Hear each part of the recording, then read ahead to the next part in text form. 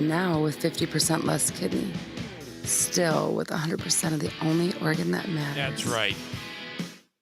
I hope it was good for you. That's right. It's intimidating is what it is.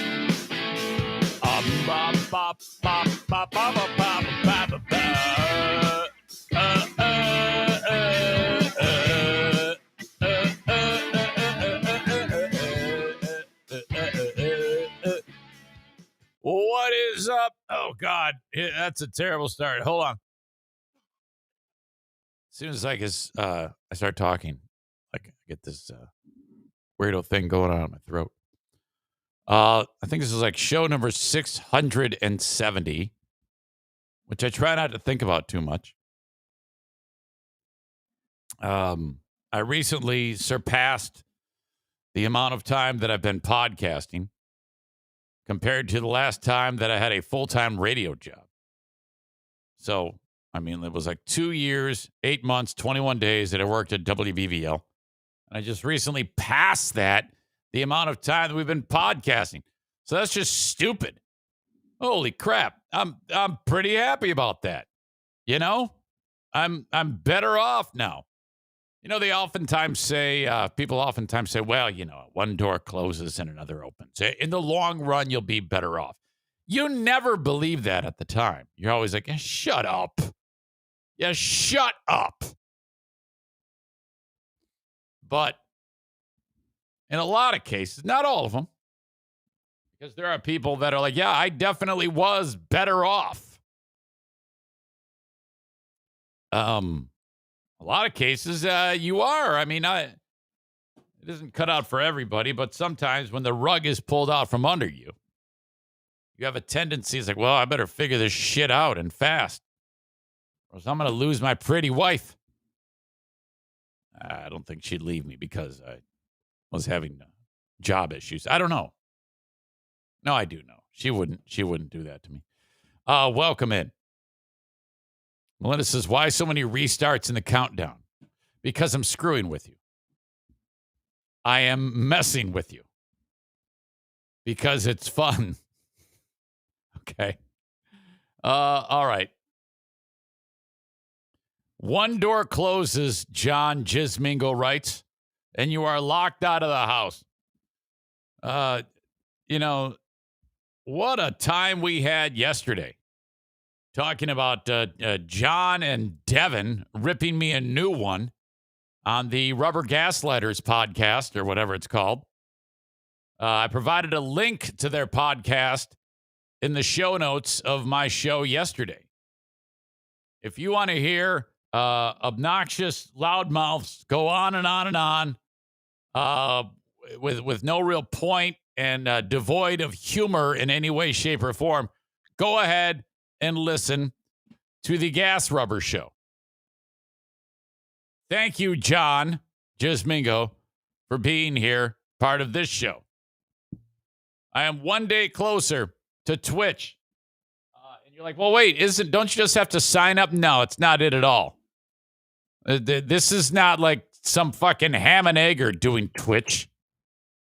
This is the real deal. Sean writes this. This is the engineer who sets it all up, the tech guy, if you will.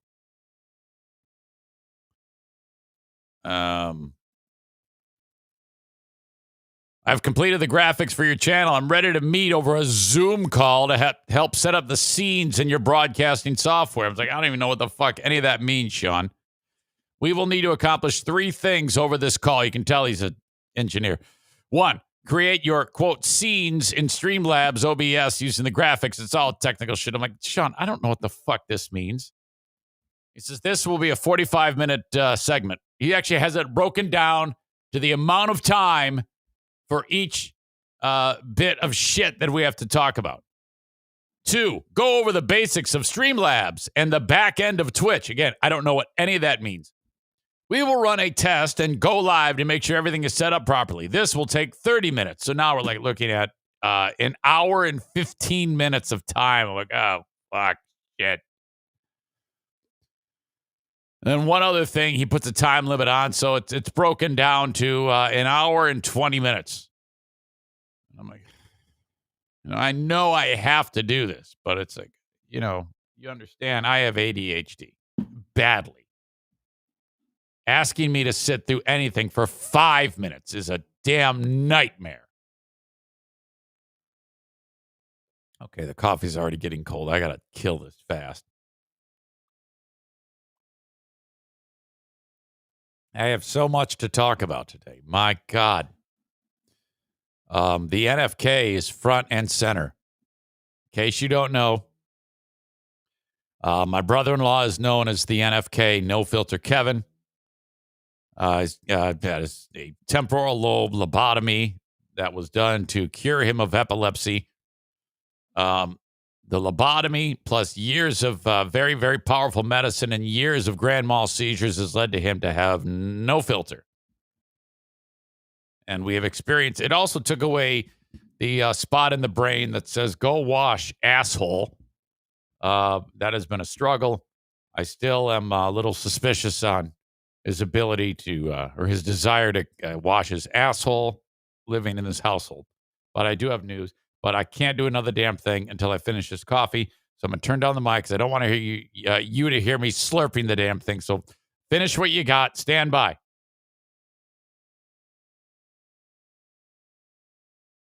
One more.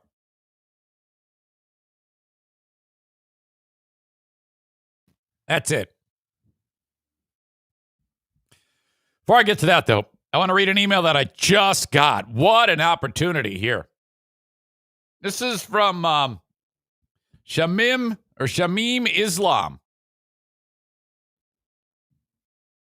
Podcast promotional service, subject line. Hi there.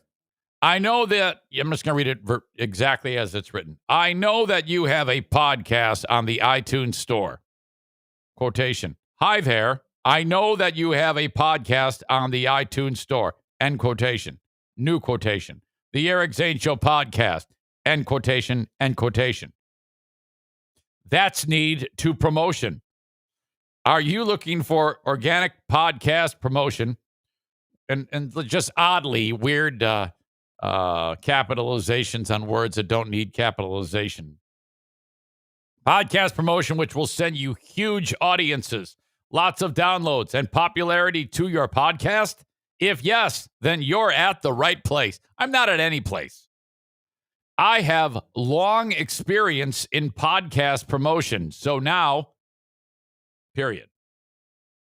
Again, I have long experience in podcast promotion. So now, period.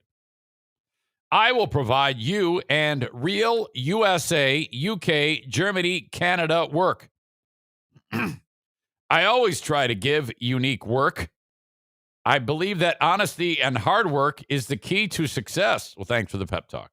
I am always ready for working for you. This guy sounds like same type of broken English as my Aunt Garcia. I will use high-quality methods to promote your podcast. I will share your podcast URL on various social media like Twitter, Facebook, Instagram, podcasts, and blogs, websites, and groups.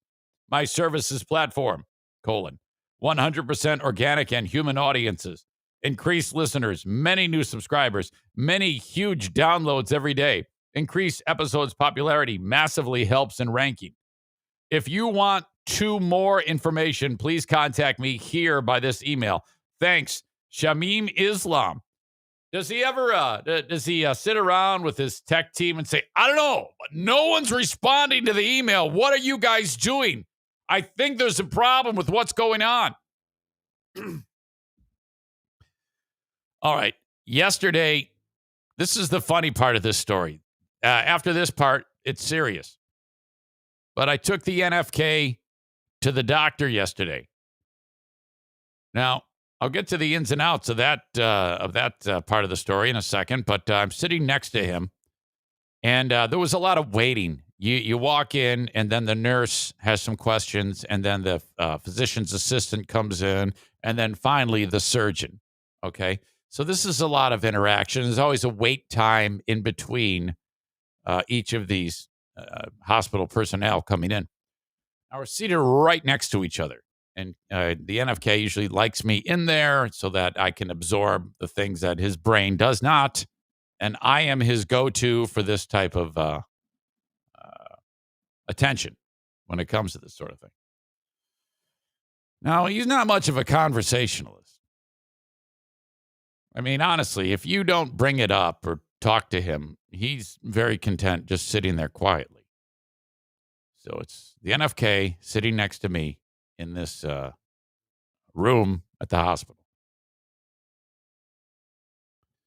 And we're not talking. I'm just like staring out into the room and whatever. And then I hear a rumbling in his stomach. I mean, it was a very loud, pronounced grumbling in the stomach. And I'm like, oh, wow. I go, hey, wow. I'm thinking to myself, that was quite loud. It's like breaking the silence of the room, you know? It happens like 2 or 3 more times. And so then that passes. And then as the meetings with these doctors and whatever are ending, he goes, hey, do you know if there's he actually says to me, do you know if there's a bathroom nearby? And I go, I'm sure there is. Yeah. And he goes, yeah, as soon as we get out of here, I'm going to drop by the boys' room. I go, of course. Yeah. I'm thinking to myself, please, fingers crossed. This could be just hysterical. And we worked our way out of the room, and it was time to leave. And I said to the nurse, I go, hey, there's a restroom nearby here. He points to this one, and it's right in like the nexus of hospital activity. So there's nurses standing, looking at computer monitors and monitoring different things, and doctors in and out and around. This is a surgery center is what this is. In the middle of this hospital in beautiful East Grand Rapids, Michigan. Closes the door. Now, you know that from time to time I'll put an echo effect on my voice.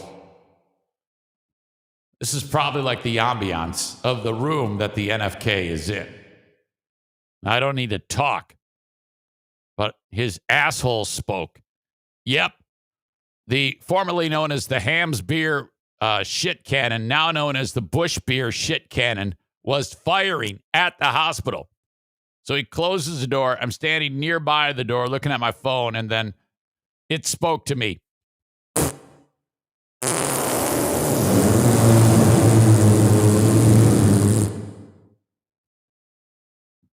Hospital workers are stopping what they're doing. You know, if we were in the wild, birds would be flying and antelopes would be running and fish jumping out of the water. They're all like, what the fuck just happened in there? And I'm like, oh my God, this has got to be just a complete disaster. The shit brown freckles on the underside of that seat are just going to be abundant. I'm like, no way. I hear the toilet flush. The amount of time from the toilet flushing to the door opening was way too short. There was, I can promise you, 0 hand washing going on there. None. Oh, my God. Fuck.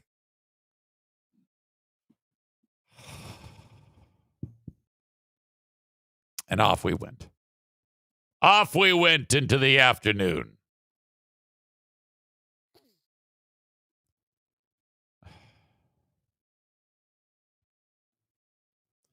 Dirk says, how do you not have video? Are you talking about in the hospital? Yeah, it's probably not a good idea in a hospital setting, Neanderthal, to bust out a cell phone. John Gismingo writes, did he have a poo haiku? Explain that. Is that like a doo-doo Da Vinci? Or a poo-poo Picasso? All right. So that was all part of it. In fact, and I'll work backwards on the story in a second. When I don't think it was done though, because the cannon had 2 rounds in it. We came home, and I was explaining to Diana what we learned at the doctor's office about the NFK, and he's, it started out the conversation. He's very concerned about this, and he wants me to explain it to Diana because he'd fuck it all up. Well, he disappears, and he's in the bathroom again, and sure enough, like in mid-sentence, I'm like, his asshole interrupted me from like way across where we are. There's a whole nother room, this mud room where you come in, and then the door is he's in the mud room. He's in the shit room. And I'm like, my God, his asshole is boisterous today. Oh, it's almost like, I mean, if you're sitting down and you have one in the chamber, there is a way to make it so it isn't so loud. You just kind of, I don't know if he really hunkers down like he's doing squats at the gym and just goes when he lets it go or what. But the concussive force of those bombs are just ridiculous. In fact, I should bring in the Queen of the Forest and ask her impressions of the firing of that heavy artillery. My God, was that spectacular?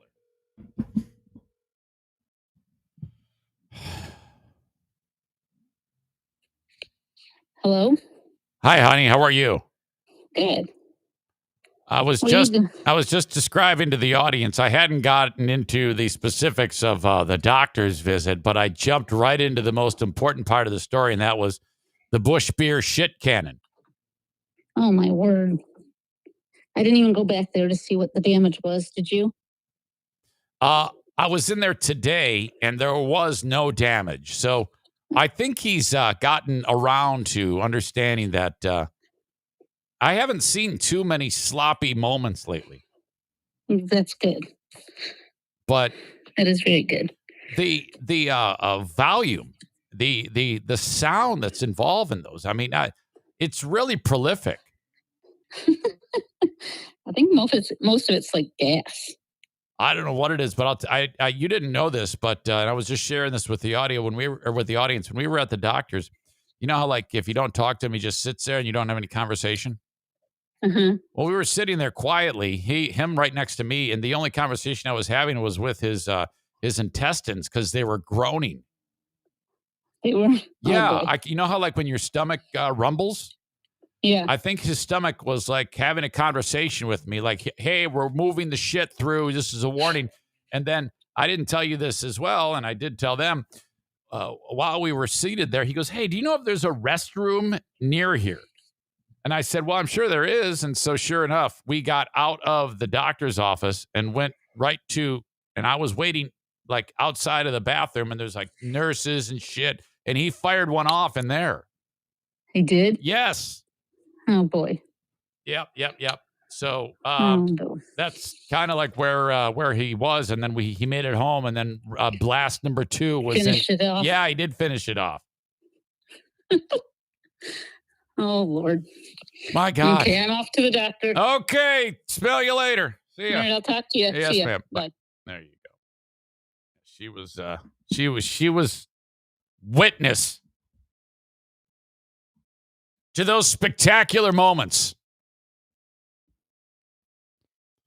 John Gismingo writes, Pooh Haiku is your latest pants-shitting story in 3 words or 3 short phrases.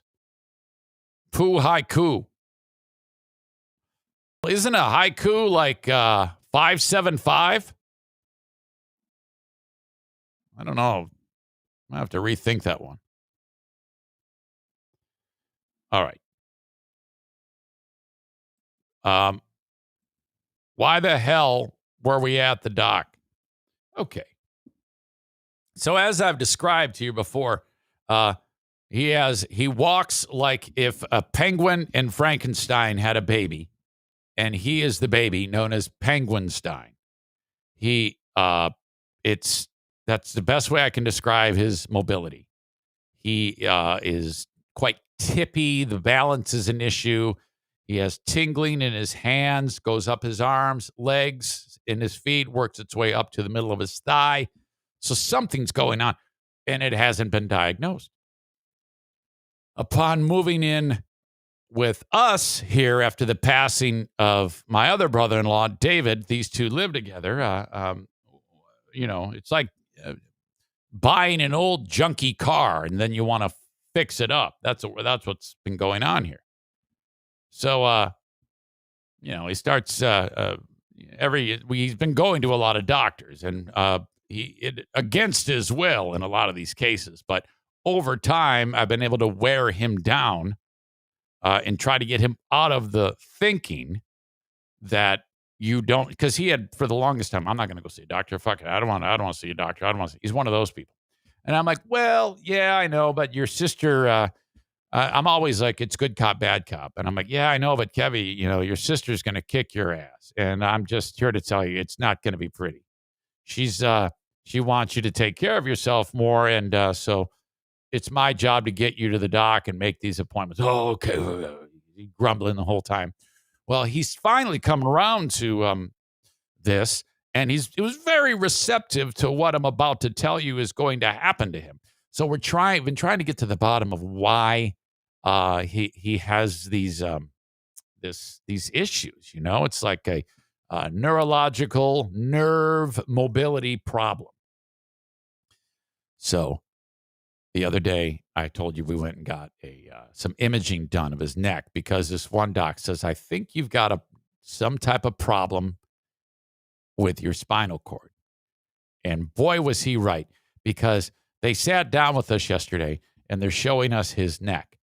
And without getting too lost in the details, my spine and your spine goes through this opening that are, all those little vertebrae make up the column, and the spinal cord goes through it. And surrounding the spinal cord is cerebrospinal fluid. And it serves as a cushion. And the spinal cord is hanging free. There's space between the inside walls of those each individual vertebrae and those discs, the in between the vertebrae, and that all serves the body well, because if there's pressure or if the inside of those vertebrae are touching the spinal cord, well, you could have problems. So this is how you and I work. So they're looking and they're showing us an image of his spine.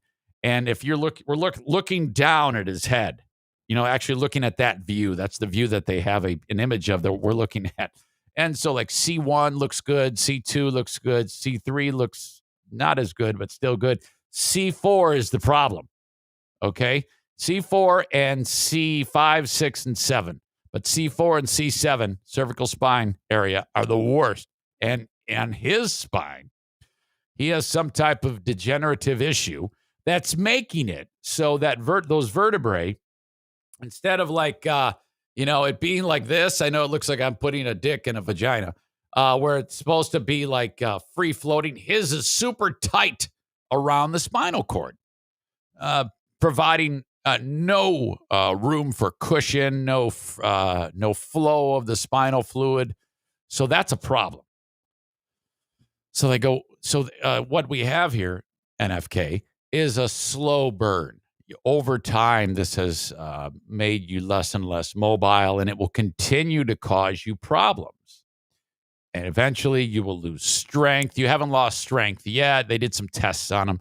You haven't lost strength yet, but eventually you will as more and more pressure is applied to the spinal cord. Over time, you'll lose continence. You'll poop your pants. You'll pee your pants. You'll die terribly. Awful. They didn't say that, but they're suggesting it. Or even this, since the spinal cord has no room for cushion, if you fall, you are very likely to sustain an injury to the spinal cord. And since it's so high up, you will be a quadriplegic. So this is how serious this is. And I'm like, fuck, Jesus, I had no idea. Okay.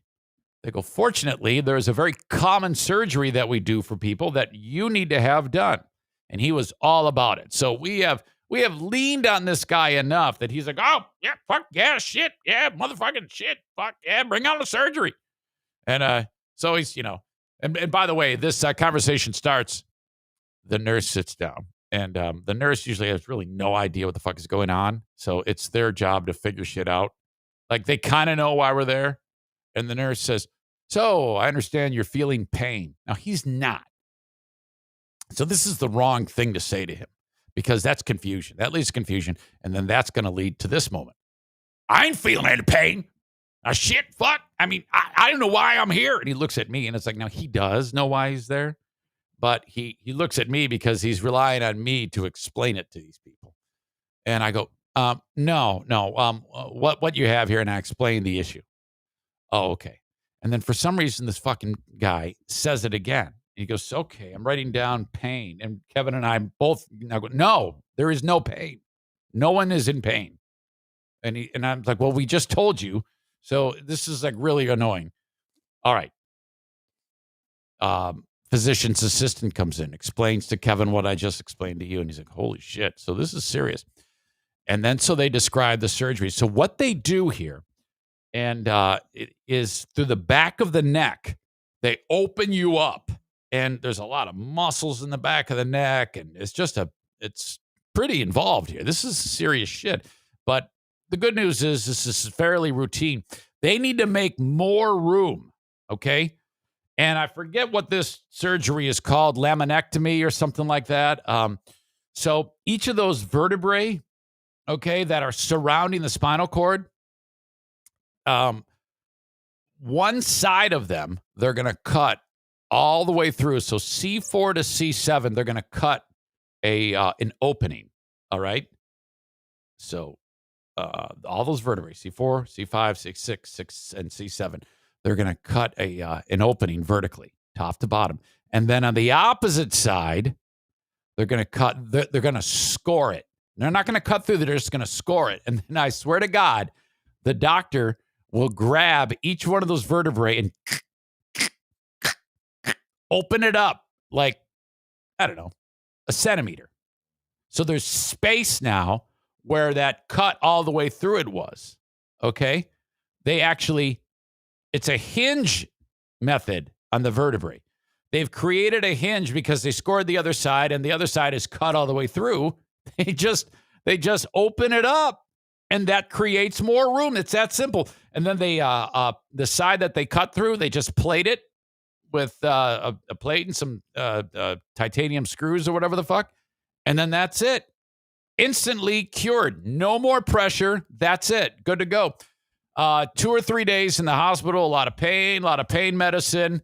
And then they said, what this does is this will eliminate the risk, because that's why he's been slowly losing mobility, and feeling in his hands, because those parts of the spine are impeded by the pressure. They go, yeah, you will alleviate the potential for more things occurring as you get older. You're only 60, You shouldn't be having these mobility problems. This will alleviate that.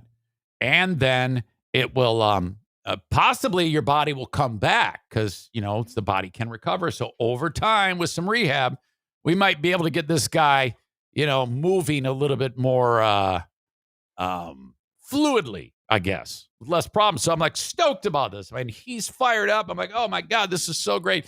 He goes, Kevin, it's going to be no problem. And then he did go into detail about how COVID, because too many of you dumb shit patriots haven't gotten vaccinated. You feel, I mean, he literally said, he goes, yeah, the COVID assholes. Now, he didn't say that. I'm just saying that. No, he goes, the hospitals are so full with COVID patients that any elective surgery we have to put off. So thanks to you, dumb shits, you're keeping my brother-in-law from getting his surgery done in a timely manner. We have to wait a couple of months until this wave is really behind us.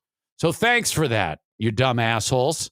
We'll just wait. You know, no big deal. You just go ahead and be an anti-vaxxer and wave your don't tread on me flags and put your truck nuts on your car and be a stupid shit. And we'll just sit here and wait for you to get it out of your system. So after this batch either dies off or recovers, we'll be able to go get the surgery. So thank you for that. All right. So then I'm thinking the idea of paralysis is very real. If he takes a fall, we have been rolling the dice for this poor guy for the past 1 year and 3 months. Him living here, he's been going up the stairs, down the stairs to his bedroom. And again, he doesn't walk well. It's very, and in fact, you can hear him coming down the steps. I'm like, oh, shit. So right away, first thing I think is, all right, I'm moving you down to the main floor of the house. We have an extra room down there. I go, your bedroom is no longer upstairs. It's downstairs. And he goes, really? I go, yeah. I go, anytime you're going up and down the stairs, that's a huge risk. And if you hurt yourself and get paralyzed, we're going to take you to the hospital. And while we wait for all the dumb shit COVID patients to get out of there, we'll take you in there to get you. We can't have that. So we come in the house. He destroys the bathroom. We fill Diana in and all this. He goes, assumes a position, starts watching TV. And I immediately clear out this room where he's going to be and go upstairs, get the bed, end table, all this shit. He doesn't have a lot of stuff in his room, and I set up his room. And so this is about an hour and a half after we've been home. So then I go walk in and I go, hey, you're all set? He goes, what do you mean? I go, your room is done. You can sleep down on the main level tonight. He goes, what? You did that already? I go, well, yeah, I don't want you even having any risk. We minimize your risk by you walking on the main floor as opposed to trips up and down the steps. And this is so cute. He gets up and he walks over to the doorway of the room and he sees his little room. He's got his bed and his on his little nightstand. He has to have the ashes of his beloved brother David next to him. His picture of his mom and dad, his little clock, his little water bottle, his thing of medicine. There's not much in there. Fucking starts crying. And I'm like, oh my God. I go, come on. And he hugs me. He goes, I love you so much. I go, I love you too, of course. I go, we got to have you safe, buddy. You know, I mean, come on. I mean, I give you tons of shit because you do a poo haiku in the bathroom, which I still don't know what that is. But it's all good. It's all right. The NFK is in business. We are off and running. Corey says, was the room nasty? No, there's not much to it. Everything is good. So, all right. Everything is now in order. Today, I should get a phone call from the surgeon, and we'll be scheduling that thing, and I'll keep you posted. All right. As you know, this show, you can get it on YouTube and Twitch as of right now. I've got a handful of days till I'm back on Facebook, getting out of Facebook jail. You need to know that YouTube is brought to you by Frank the Tank Fuss, My Policy Shop Insurance. Subscribe to the channel. Hit the bell notification. I will still be utilizing all of these social media sites once we put the show on Twitch. So still follow me on YouTube as well as Twitch as well as Twitter at Eric Zane Show on Twitter. Brought to you by Blue Frost IT, and then Facebook at Facebook.com/Eric Zane fan page. Sorry. Brought to you by Irvine's Auto Repair, Grand Rapids Hybrid, and EV. Okay? I've got an email if you ever want to correspond the old school way. Eric@ericzaneshow.com. That is brought to you by Shoreliners Striping. Stripe the parking lot with Shoreliners Striping. Shorelinerstriping.com. In fact, send an email for tomorrow's show. We have Dear Meathead with my 87-year-old father. Send in questions for Dear Meathead, which I have a story about Dad. I got a phone call from Dad. I'll get into that in just a little bit. And, oh, boy. Man, I don't want to even get into it. I'll spoil it. If you like this podcast and you want more options to listen to, I post a lot of material on my Patreon. 15 hours a week, patreon.com/Eric Zane. I suggest trying it out. Just telling you to commit to it. I gotta give you an out. So this is all I recommend you do. If you can part with $5, you can find out if you like this show or not. My Patreon bonus podcast, my Insane Asylum show, the Lost Zane recording, Smarter Than a Former Drug Dealer trivia, and the Ben and Eric Patreon podcast. That's all in 1 week. The Patreon bonus happens every day after this podcast. If you can, oops. I think I just hit a button on the, hold on a second here. This is terribly embarrassing.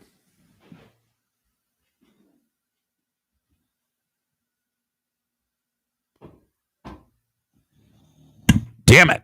Hold on. I've got this processor at my feet. You're like, wait, what just happened? What happened to the microphone? And, oh, God, I hit it with my foot, and it made everything go kablooey, and I caught it in my headphones the second I started talking. I'm like, wait, what just happened there? Damn it. If you can part with $5, send it my way. And try out the Patreon. I suggest putting me on kind of like a probation. If it sucks, cancel it. You get the rest of that month. I mean, whatever. But if you like it, you've got a new show to listen to. You can either let it ride each month for $5 a month or $10 a month if you want the video, or convert it to a yearly, pay all at once, and I will save you 10%. Patreon, that's Patreon, patreon.com/Eric Zane. Eric Zane is all one word. All right. Melinda writes, I have a follow-up on last week's Dear Meathead. I don't want to confuse him. I'll send it and see if it passes the test of Eric. Yeah, if I read it and I'm like, I can probably take this and finagle it in a certain way. Don't worry. I usually like to protect him to make sure that he's not confused on the question. So if you ever send one that's wordy, I'll just rewrite it. So no big deal. There you go. We definitely can accommodate you, Melinda. Okay. The opening and live stream of this show brought to you by Blue Frost IT, online at bluefrostit.com, ranked #1 for all things tech-related in West Michigan, voted on by their peers. Imagine that. These nerds get together. Everybody has to vote for another company. You can't vote for yourself. Blue Frost IT won it this year. Incredible. What a string of success. If you need information about how they can help you in your small or medium-sized business, 616-200-8550, bluefrostit.com, or you can send them an email, info@bluefrostit.com. Could be managed IT service provider work, which means, like, for example, what that is if your tech goes south and they're already, if you're already a customer of theirs, you just call up or reach out, email, whatever, and say, Alan, this thing's not working. He logs in remotely, fixes your problem, or he shows up at your place. He's boots on the ground. It's your own tech department for your business. If you've got project work, maybe you're redoing all your computers, printers, routers, whatever it is, monitors, bang on the door at Blue Frost IT. They can tell you exactly what you need for your business and help you with that purchase and setting it up. Maybe you need infrastructure like the wiring in your business needs to be updated. You're moving the business, new construction. They do all this stuff. That's project work with Blue Frost IT. We got another gun school coming up. Prince Army wants to get you certified so that you can carry your pistol concealed. Retired U.S. Army Major Steve Prince has been teaching people in West Michigan to do this exact thing. The next class is happening at a place called Groff Shop Hardware. Is that what it is? GRAAFSCHAP Hardware. So I guess if you're around that place, wherever the hell that is, that's where the class is going to take place. He does a lot of these ones on location. This is an example of that. It is a Tuesday, Thursday class, October 12th and the 14th. So if you're anywhere in that area, you sign up. Tuesday and Thursday is a class in the evening after you get off from work, 3-4 hours a pop. When you're done, you got your certification, you take it to your county, and then you say, here you go, I passed the class, and you get your damn pistol license. Class is $125. You can go to at Prince Army on Facebook or princearmy.com for more information. All right. I'm kind of surprised the story didn't get more publicity. It is Urban Meyer and this horrible moment. It's just really gross. This fucking idiot. This scene where the chick is grinding on him. If you look closely, his right hand is reaching under her fun parts. Okay? That's exactly, you can't really see it because of the way she's positioned. That's what's happening. And look at all these dudes. No one's looking at it. Just letting it go. And then someone's shooting the video of Urban Meyer. The video goes public. This all happened. Shelly Meyer, his wife, she put a tweet out that said, yeah, my hubby's going out for a well-deserved break. Just going to go hang out. I mean, she actually tweeted this out. She's very active on social media. And then she wrote, while I sit here and give the grandkids a bath. And there's little grandkids are sitting there. And she actually tweeted this all out. And so this guy goes out, gets shit-faced. And what starts with, at least for his sake, he better hope he was shit-faced. Because if he wasn't, holy fuck. And then people show up and they start like, hey, go ahead and taking pictures with Urban Meyer. Let's have a good time. Get a picture taken with a famous guy. This all happened because he was back in Ohio where he made he was very successful as a coach of the Ohio State Buckeyes. He goes out wearing Ohio State gear. So everybody's getting their picture taken with him. I don't know if anybody was with Urban himself, but this piece of shit goes out and has this chick grinding on him. Now, look, let's be honest here. If you're shit-faced, even if you're not, and some young chick comes grinding on you, you've got a very small window of time before you look suspect. He blew right past that, okay? If she does that and he's like, whoa, whoa, whoa, come on now, and looks concerned and then says, I'm leaving, and then that's seen on camera, that's good. That makes Mrs. Meyer happy. Once you're past that window, though, you're screwed. It could be, I don't know what the window is exactly. I mean, you know it if you're faced with it. I mean, if some chick comes up and starts grinding on you, you've got maybe half a second where you go, excuse me, no, get off of me. I don't want you rubbing your vagina on my leg. He clearly enjoyed it. and he was diddling her undercarriage from what I saw. Now, again, it's only based on what I can see. And I would say that right hand is absolutely having a diddle fest. Terry says, are we sure his hand isn't on the stool blocking the chick riding directly on his pecker? No, we aren't. We are not. We are not sure. I am going on how a guy would handle this. Hot young chick on a 57-year-old man riding her vagina and asshole on him. I'm guessing he's not going to trying to do the block move. He's probably having a Chris says she wasn't feeling well. He's just checking her temperature. I wish we could get. I wish we could get a. Thank you, Nick. I guess there was video to that, and it was blocking my voice. I apologize for that on the live stream. I wish we could get a comment from the chick and the guy who shot the video. You know, get a little bit more to it. All right. So the herb now has a step forward, and he is apologizing.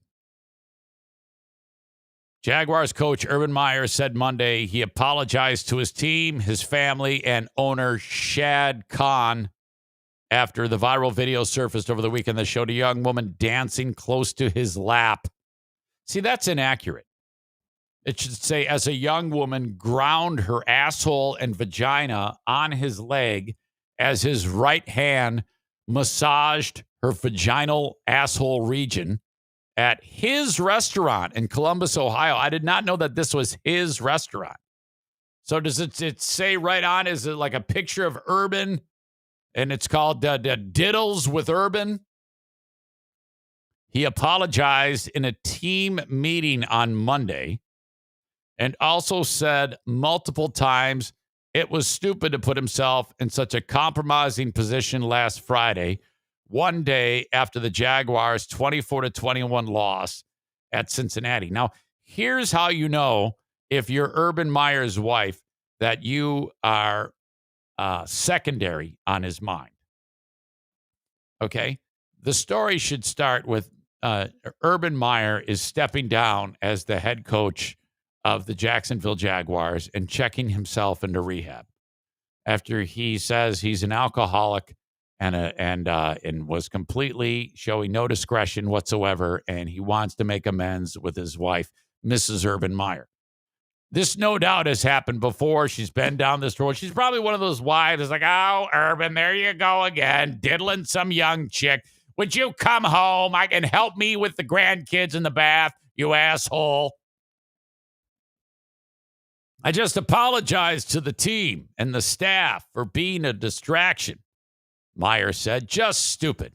And so I explained everything that happened, and I owned it. Just stupid. Should not have put myself in that kind of position, he says. Yeah, I'm shocked he doesn't open with the wife. He opens with the team? Seriously? Meyer did not fly back to Jacksonville with the team last Thursday night. Instead, went to Columbus to visit with his grandchildren. Yeah, you did. Meyer said he and family members went to his restaurant, Urban Meyer's Pint House. It should be Urban Meyer's Pussy House on Friday night. And people at he and family members, who I know he didn't go with Mrs. Meyer. And people at a nearby event asked to take photos with him. Meyer said he should have left when people tried to get him to dance with them. There was a big group next to our restaurant, and they wanted me to come over and take pictures, and I did, Meyer said. They were trying to pull me out onto the dance floor. Screw it around. I should have left. Meyer said his family was understandably upset after the 9-second video showing Meyer sitting at the bar in an Ohio State pullover while the young woman danced close to his lap. She's not dancing next to his lap. She's rubbing her vagina and asshole on his leg. After that was posted on social media on Saturday night and quickly went viral. Can you imagine how much Diana would kick my ass? I mean, if I showed up at TC Paintball, okay, and then Rick started grinding his dick against me, Diana would be so pissed off. Roughly after an hour after Meyer's news conference Monday, another woman emerged on social media that appeared to show Meyer touching a woman's bottom while he was sitting at the bar. The woman appeared to be wearing the same clothes, jeans and a white top. Okay, so it's the same chick. Now, I didn't know about that. So yesterday, after the news conference, another video emerged of him touching the chick's ass.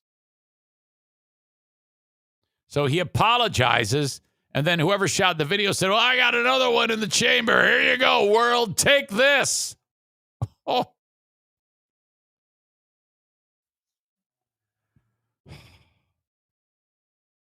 Meyer said his players and owner Shad Khan were receptive to his apology. Yeah, that's because he's only 4 games into his tenure. They're already probably sick of him because he sucks shit at coaching football.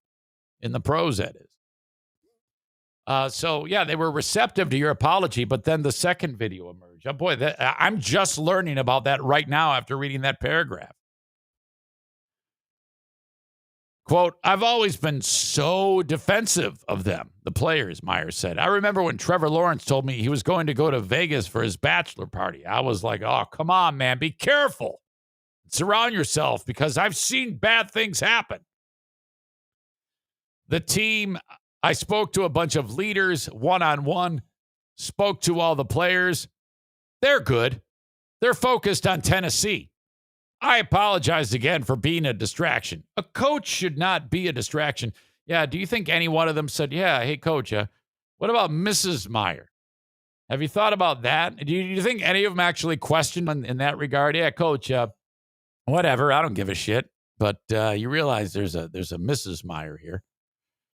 Meyer's in his first year with the Jaguars and leading Florida, blah, blah, blah, blah, blah, blah, blah.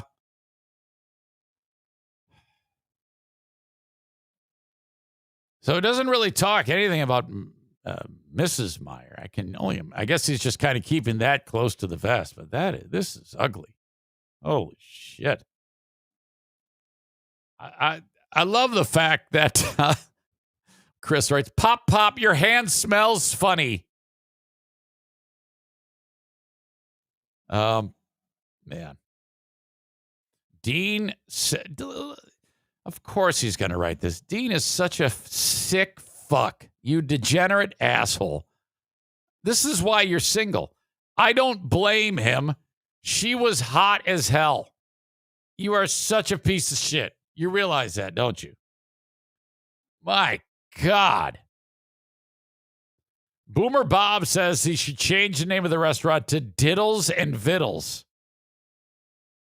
Melinda says at least he's owning up to it. Still, yeah, not really.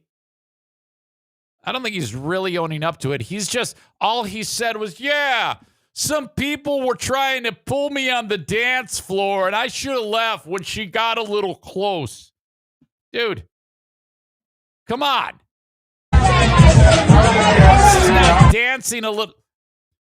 This is not dancing close. You are rubbing her vagina. Ugh, God, this is gross. So, all right, that's the latest with Urban Meyer. What a piece of shit. Jags are 0-4. Urban Meyer 0-5. Corey says all the players cared about that they probably went, hey, man, just don't get filmed the next time. Yeah. And then, but the person who's releasing the video, though, how spectacular is that? Holy crap. Okay, speaking of gross, this guy's on the hot seat, Robin Thicke. This is the guy with that, it was about 2013. Remember the song Blurred Lines? Super popular. Catchy as hell song. Now, I had heard that Robin Thicke, who is the son of the late Alan, is that his name, Alan Thicke? He was on, what show was he on? Growing Pains? Secret of My Success? Alan Thicke. Canadian. I knew he played hockey. Played Jason Seaver on Growing Pains.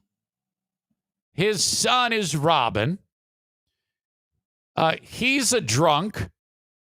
And he made the video for the song Blurred Lines. And he had multi-talented star Emily Ratajkowski was in the video. She just came out with a book, and she's pissed off. So this guy's on the hot seat. And, you know, I don't want to, a lot of times when people, when stories like this come out, people are like, yeah, why didn't you say anything at the time? I don't think that's acceptable. I really don't. There's a lot of reasons why a person, especially in showbiz,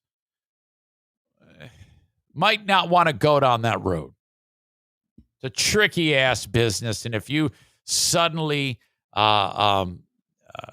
make accuse somebody of something and they did it, and then all hell breaks loose.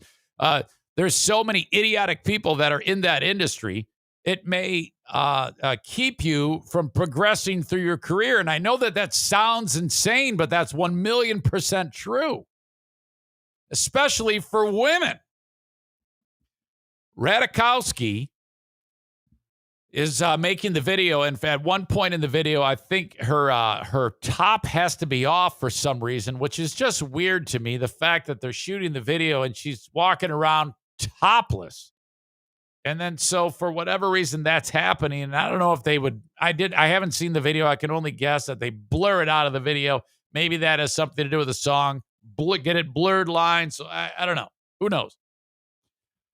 But so she would have to shoot it topless, I guess. But anyway, she's on the set and there's a director there. There's people working. They're getting, all right, camera, lights, camera. All right, move this here. Robin, you're gonna dance. You're gonna lip sync the song. We're gonna shoot this video. All of a sudden, they're taking a break and she's standing there with her shirt off and a couple of hands come up and grab her titties. And she's like, what the fuck? Holy shit. This is an excerpt from her book, which is out in November, called My Body. Now, you know, if someone's titling the book My Body, she's pissed. All right. She alleges that this happened. I have no reason to think she's lying. I believe her 100% because he kind of seems like a douchebag. Two other near naked models are in that video with Thicke, Pharrell Williams, and T.I. She's 30 now, so she was about 22 then. And Thicke touched the boobies from behind. Suddenly, out of nowhere, I felt the coolness and foreignness of a stranger's hands. I keep picturing sick fuck Dean in this story. Cupping my bare breasts from behind, she writes. I instinctively moved away, looking back. So she's like, what the fuck? What are you doing? He smiled a goofy grin and stumbled backward, his eyes concealed behind his sunglasses. My head turned to the darkness beyond the set. The director, Diane Martell's voice cracked as she yelled out, "Are you okay?" Though the moment made her feel, quote, naked for the first time that day, the Gone Girl star was desperate to minimize the situation. She reasoned that Thicke, who has spoken about his past abuse of drugs and alcohol, was a little drunk and didn't seem to be enjoying himself in the same way on the set. So she's like, I guess, so Ratajkowski's making excuses for him, so that's kind of weird. I pushed my chin forward and shrugged, avoiding eye contact, feeling the heat of humiliation pump through my body, she writes. I didn't react. Not really. Not like I should have. So she's like kicking herself that she didn't like bury her foot right in the guy's dick and balls.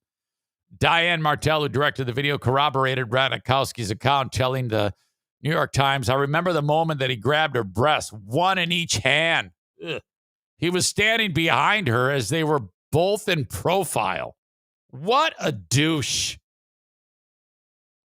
Martell said she responded to the alleged assault by shouting at Thicke, who she claims was drinking, adding, I don't think he should have done this.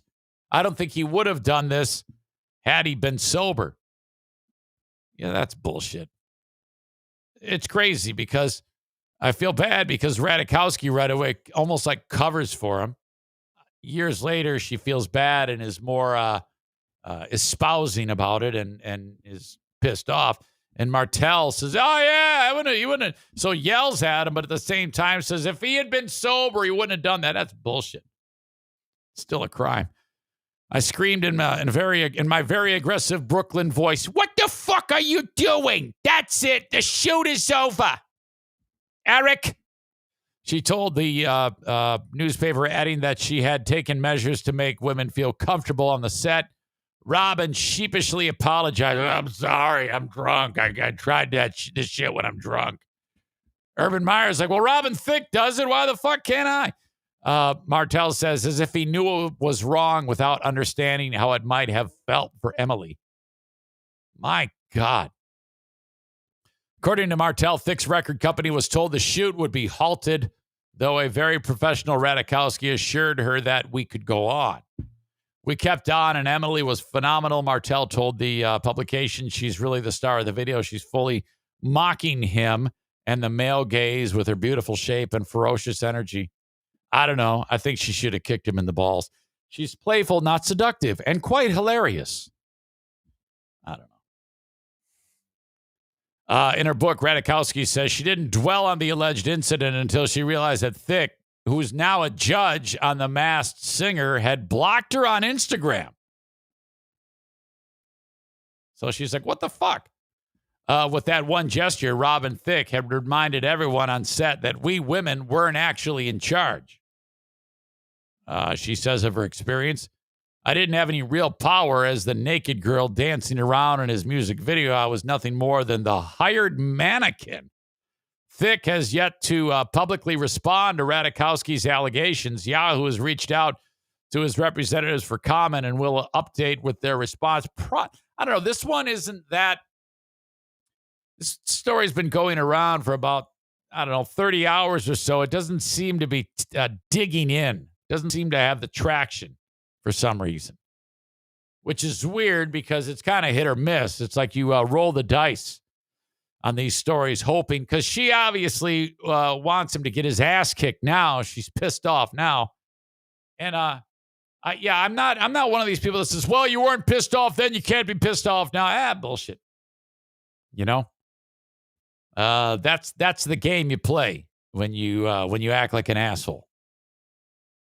So, whatever. I'm guessing on that show, The Masked Singer, which is a weird-ass show, not interested in that show whatsoever, they would have to respond. Whoever produces that show, whatever network that's on, you would think that in this day and age, if someone says, yeah, this guy grabbed my titties and got away with it, that something bad would ultimately happen. You see, this is what I'm talking about. You can't be all on one side or all on the other on cancel culture. It's a case-by-case thing. Because too many of you say, oh, no. We need to say no to cancel culture. Bullshit. No. There are some times when you have to cancel people. This fucking drunk piece of shit should be canceled. He didn't pay anything for this thing. Who gives a fuck if it's many years later? She finally got up the courage to say something. Tough shit. Deal with it. You got away scot-free initially. This is great. Cancel his fucking ass. So I don't buy any of that picking and saying all in. Either you can or you can't cancel. There's a lot of people saying that everybody should be canceled. I don't think everybody should be canceled. For example, the dude who was it? The guy, Mike Richards, who was supposed to be on Jeopardy. He shouldn't have been canceled. Nobody knows who the fuck he is. He shouldn't have been on Jeopardy in the first place. But this guy lost his job, all sorts of shit, because he made some jokes on a podcast. He didn't grab anybody's titties. That guy should not be canceled. He was canceled. Robin Thicke was not canceled. He should be canceled. You see how that works? You gotta discern. You have to look at each individual thing and make a decision. Should this person be canceled or not? If any one of you morons that are paying attention to this show thinks that that guy should not be canceled, you're a fucking idiot. All right. So there you go. I am reaching out to the people that are enjoying the show on the live stream. You probably might want to just ignore the one person who's being super loud, because they'll go away if you ignore them. You know how it is on the live stream of this show. If somebody is on there that's new and doesn't understand what's happening, they're probably going to take some pot shots. So just let it go. It's fine. Who cares? No big deal. We love everybody. All right. So that's what's up. That's my opinion on Robin Thicke. Okay, I'm going to get to the story about my dad yesterday. This was fantastic. I have audio from the Creep Off. I have audio from Dino and Friends. But you know what else I have? A full bladder. A big, big, gross, full bladder that is causing me all sorts of discomfort. So you're going to hang right there with me, and then I will... you know what? I need to do this. Back in a minute. Going tinkle. Okay. Hold right there. And I will be right back.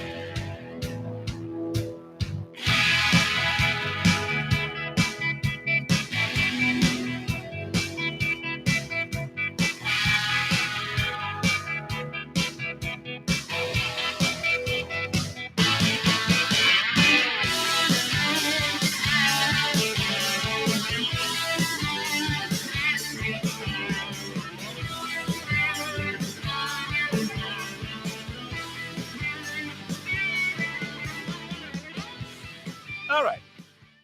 Perfect. Everybody been following the story about the oil spill in Southern California off the coastline there? Does anybody else think that we should really get oil rigs out of the ocean? The idea of transporting oil through the ocean, to me, via pipeline, I mean, do we really have to have that? Why can't we just get the oil out of areas like, when you're on land? Somebody came up with a bright idea of, hey, there's tons of oil reserves through the bottom of the ocean. And they're like, okay, well, let's think about this. Tons of money to be made, but in the event of something bad happening, like the breakage of a pipeline, there's really no safety valve. It could be a desperately terrible situation. Now, how many times has this happened? You remember the Deepwater Horizon? Oh, my God. That thing exploded and burned, and the pipeline was it was spewing oil out for like so many weeks. I cannot believe it ever recovered, and I don't even know if it has. I think there's still problems in that part of the ocean. I think that was the Gulf of Mexico where that one happened. Holy shit! This one apparently there's thinking that a boat anchor ruptured the line. And what amounts to, I think it's 140-some thousand gallons of oil, which at 55 gallons a drum, I think that's just over 2,000 barrels of oil. In the grand scheme of things, that's not a lot compared to like the Deepwater Horizon, which was incredible. It's like the whole ocean was filled with oil. But fuck, man, there's got to be a better way. Do we? I mean, I would gladly take a few cents higher at the pump, knowing that there's no risk of the oceans being destroyed. I don't want to see fucking images of a seabird trying to eat a fish dipped in oil. Some little penguin like, fuck, help me, and then it's just terrible, fucking horrible. In Michigan here, we've got a pipeline going from the UP to the Lower Peninsula through the Straits of Mackinac. There's a big ass line. I don't know, man. Do we have to have that? Why don't? I mean, I don't know. Maybe that whole practice. I mean, oil and water don't mix, for God's sake. I'm not saying for sure. I'm just saying, is there any way we can look at it that perhaps there's a better way? Jesus. All right. I've got merch, ericzaneshow.com. Click on merch and hunt away. You've got hoodies, you got long sleeve, short sleeve, multiple sizes, multiple colors, different T-shirt designs, all there at ericzaneshow.com. The Mario Flores Lakeshore team of Van Dyke Mortgage wants to help you get a mortgage. It's a hell of a lot better than paying rent. Reach out to Mario at 231-332-6505. They can help you no matter what state you're in, with the exception of South Carolina, Maine, Hawaii, and Alaska. 231-332-6505. Call today. Okay. Frank Fuss, the independent insurance agent from My Policy Shop Insurance, invites you to reach out to him. Now, okay, there is a lot that there is to process here. First of all, it's important to point out that when you call upon Frank, this doesn't cost you anything. When it comes to getting Medicare or insurance on the through Obamacare, healthcare.gov, that can be tricky. I've had to deal with that myself, and I did it wrong. If you call upon Frank the Tank Fuss, who, by the way, I just saw a picture of him. I think it was something on Facebook where he's got a short sleeve shirt. The dude's arms are just, holy shit. I think he was actually flexing in the picture to show him off. But I'm like, my God, are you on steroids or something? Holy shit. Reach out to Frank today, and he can help you with anything insurance-wise. Could be Medicare, could be buying insurance in the marketplace. And this is all a free service, 616-914-4070. Could be dental insurance, health insurance, life insurance, car insurance, renter's insurance. He helps you with it all. MyPolicyShop.com, 616-914-4070. If you really want to help him out, you can go to this website, buyinsurancehere.com. That's something he set up for you. And fill out the form. That gives him kind of like a head start as to what you need when he calls you up. Okay, 616-914-4070 or buyinsurancehere.com. Even if you're like, well, I don't even know if I need his help, call him anyway, okay? Or reach out to him anyway. It's super important that listeners of this show know that he's there and engage him, because the more that do, the more money he spends with your old pal Eric Zane. Yesterday, after I finished up my day of taking the NFK to the dock, I get a phone call. It's my dad. And I'm like, I really try to avoid putting his calls to voicemail. Like, first of all, he probably just wants to talk. What if there's an emergency? Always pick it up. So I'm like eating dinner. And I'm like, fuck it. Put the fork down. Hello, Eric. Yes, Dad. I have a proposition for you. Okay. Now, we're going up north this weekend. In fact, I'm leaving Thursday. I won't be podcasting Friday. That stump behind the trailer? Now, on this piece of property that is Fear Bunker North, this old-ass trailer that a lot of you are well aware of, is this old stump that's been there forever. My dad cut this tree down forever ago, and this kind of stump is just like rotting away. It's no big deal. It's not like anything nice. This is not pristine property.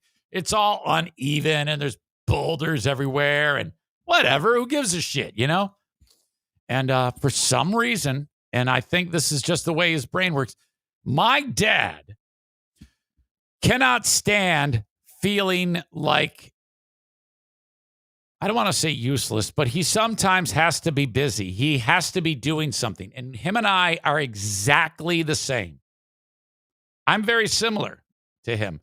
And this, I have to be like, while everybody's sitting around the fire, I'm always picking up sticks and putzing around and doing shit. And he's like, I can't sit still. I need something to do. Now, my dad can't be like working with power tools. Okay? That's a big no-no. Because he's losing limbs. When he put his hand through that table saw, you remember that? His fingers went flying. Oh, my God. He was working with that one saw, and he fell out of the tree a year and a half before that and broke his back. It's like, so it's a fine line. Either, he doesn't do anything, or he goes stir crazy because he can't do anything. Either he's safe or he's a little less safe. It's just.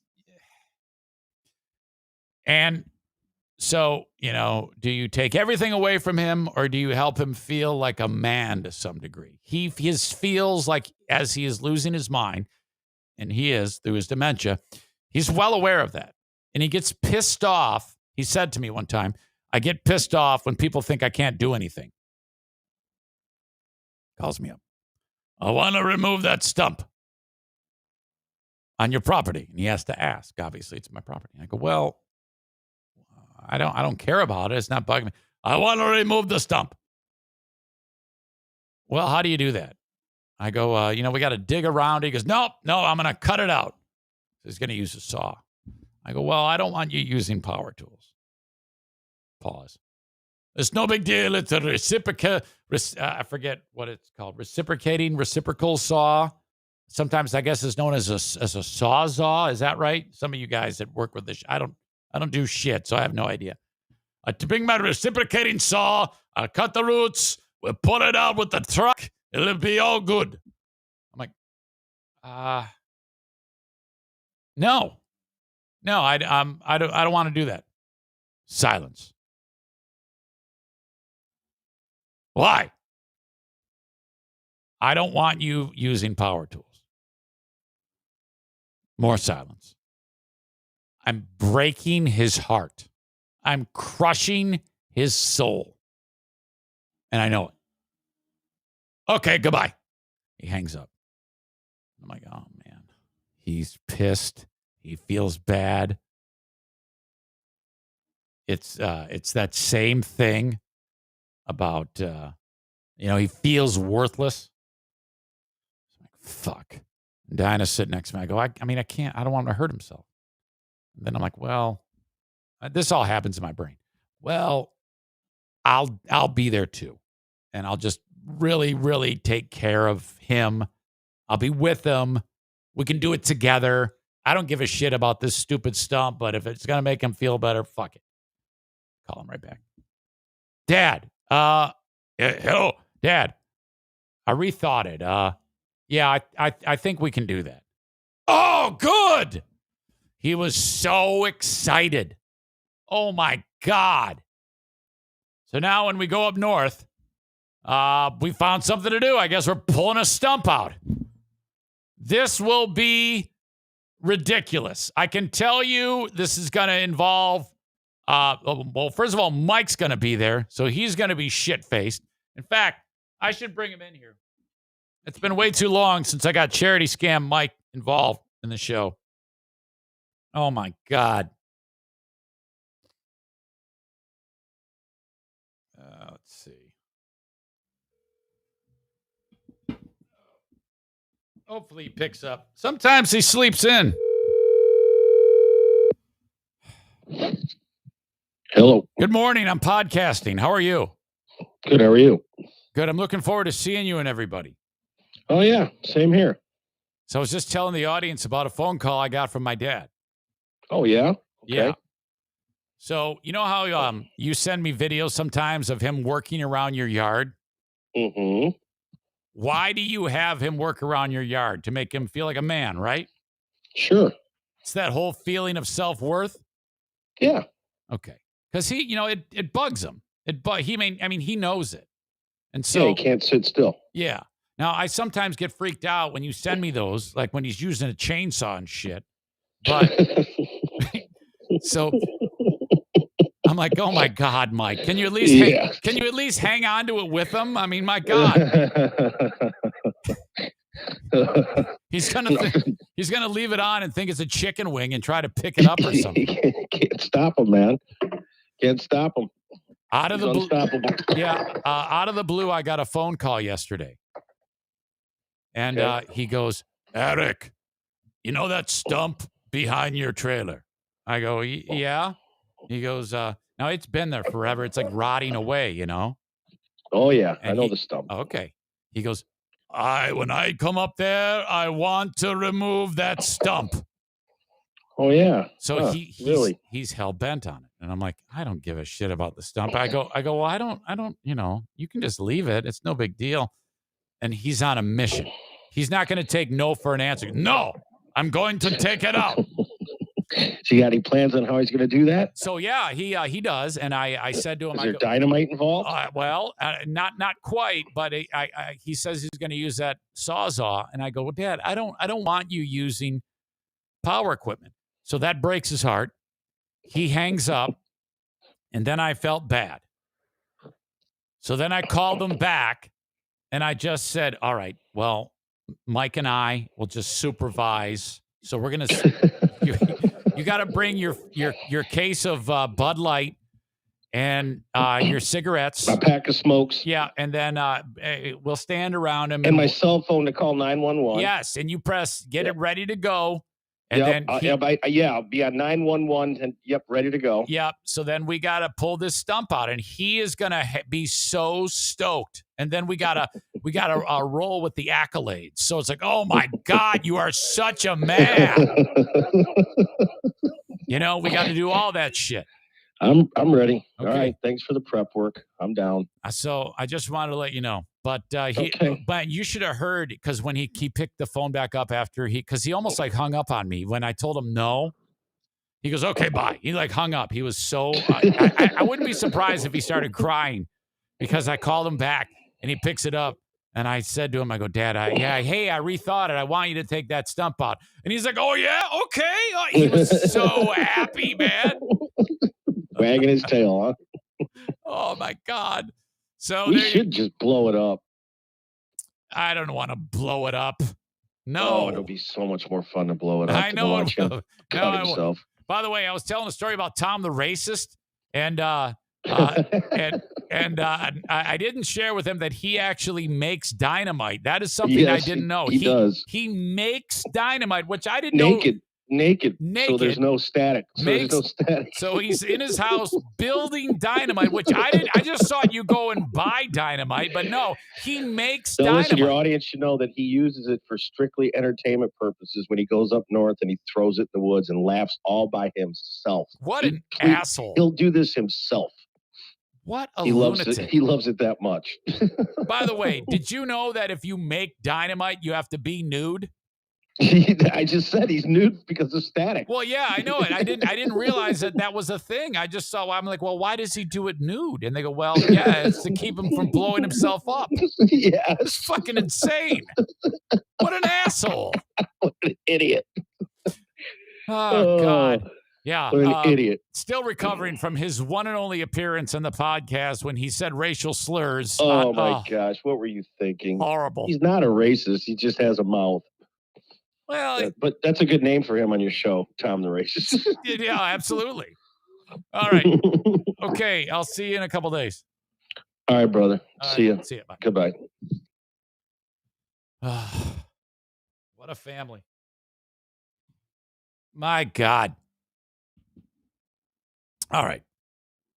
Let's get into another edition of Dino and Friends, Dino and Bethany. Bethany is, of course, I do the podcast with Ben, the Ben and Eric Patreon podcast. Before Ben and I started working together, he did a little podcast with Bethany, who worked at a radio station in town. She has ridiculous vocal fry. And she got a radio gig at some radio station in upstate New York with Dino and the Dino and Friends show, which it's not really Friends, it's just Bethany. So Dino and Bethany. And so Joe Morin, Zaniac Joe Morin, has taken it upon himself to every so often send me a minute or two of the show just so that we can kind of give it the old Jocktober treatment, which is going on right now, Jocktober, by the way. And so here you go. This is the latest installment. This happened this morning. The show starts. Joe Morin holds his cell phone up to the speakers and records a minute or two of Dino and Friends.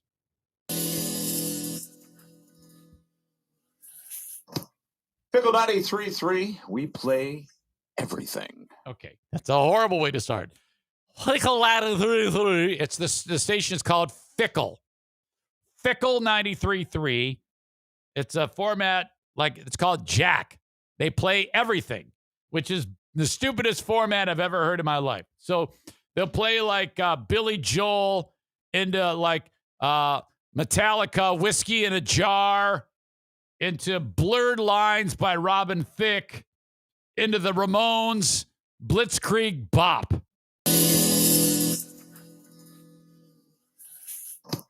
Pickle 93.3, we play everything. Happy Tuesday, Bethany. Thanks, you too, Dino. Dino and Friends, and we're talking Thanks, you too, Dino. It's a shower. After yesterday, I had enough showers, I believe. 66 for the high tonight, low 58, cloudy. Tomorrow, partly sunny, and 71. And I see the trend is going that way towards the weekend. So good. We'll take that, eh? Hey. You Canadian. Hey. What's crazy is her mic is more prominent than his. He either doesn't know how to work a mic because he's over here and he's right here, but it's overpowering. She is overpowering. You don't want her overpowering. You could go to Canada. I know. It's a pain in the butt. You can go. It's just a lot. Because my wife doesn't have the enhanced license. Oh. So wasn't there a rule that everyone had to get it? The enhanced license? Yeah. If they're to like travel. She doesn't. Well, to travel, yeah. But she forgets. She said every time I go when she. How did they stumble into this conversation? I'm already lost as to how they're at this point. All I know is he started this show by saying, "Look at that! Here's the weather report. It's going to be rainy. Let's go to Canada. Let's get an enhanced license." Dated her license or whatever, renewed it. I go, Did you get the enhance? Oh, I forgot. I'm like, you're the one yelling at me about going to Toronto. You want to go to Toronto? We haven't gone so long.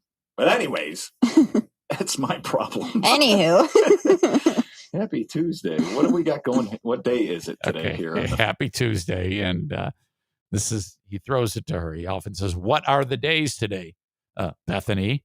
What it's peanut butter and jelly day, National Pancake Day. It's just stupid shit. 5th of October. Today is Get Funky Day. Get funky. Funky. National Fruit at Work Day. I never bring fruit to work. Yeah. World Teacher. She laughs. She does Hot Wings laugh talk. She laughs at times that there's nothing funny. It's this uncomfortable laugh thing. I don't know why people do that. Hot Wings is the king of it. But she does it too. Bring fruit to work day. Never bring fruit to work. Yeah. World Teachers Day, which that should be World Teachers Year. Yes. Do Something Nice Day. Okay. Global James Bond Day. That's opening up this weekend, I believe. The new one? Yeah. National Kiss a Wrestler Day. No. And National Storytelling Day. Okay. What the hell is this one? Day of No Prostitution? I skipped over. I didn't. I'd like to. Hey, Bethany, are you a whore? Hi, it's a prostitution day. Yeah, that's what I was like. What? Yeah, that one makes no sense. God, her fuck me. There's no day of no prostitution. I'm sorry. It's a no sex trafficking day. Pouring ourselves out here right now. Let's go get a whore. Things you need to know coming up. Fickle 93.3 presents the Trans. Shit. Son of a bitch. You are welcome.